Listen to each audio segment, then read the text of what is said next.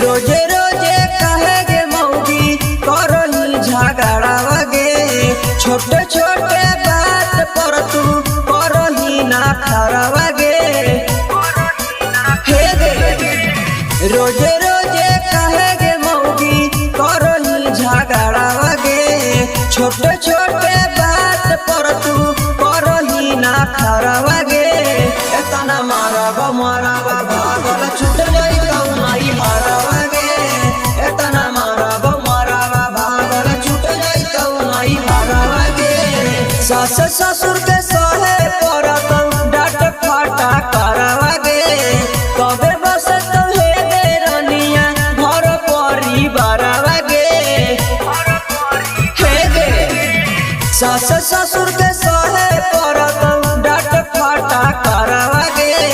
कबे बस तो हे गे रनिया घर परिवार गे एतना मारब भागल छूट जाई कौनाई मारवा गे एतना मारब भागल छूट जाई कौनाई मारवा गे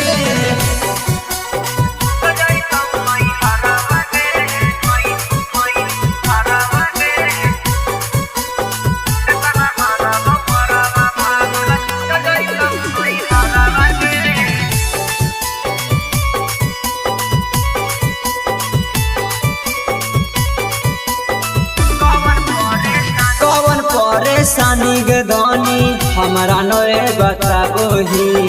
छोटे छोटे बात पर तू मुँह लटकाबोही कौन परेशानी गदानी हमारा नए बताबोही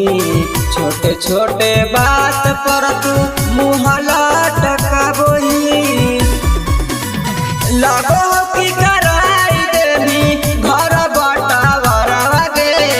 इहे सोची सोची गे मौगी लगो है कौडरवा गे लगो की कराई देवी घर बटावरवा गे इहे सोची सोची गे मौगी लगो है कौडरवा गे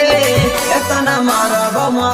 भागल छूट जाई कौनाई हारवा गे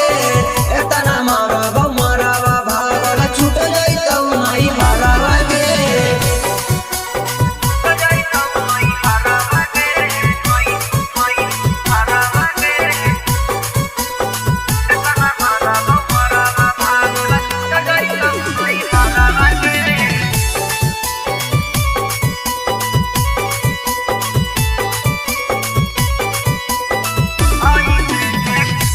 से जे करमी मौगी घर कैसे बसत गे इहे देखी देखी पूरा गाँव टोला हंसत गे ऐसे जे करमी मौगी घर कैसे बसत गे इहे देखी देखी पूरा गाँव टोला हंसत गे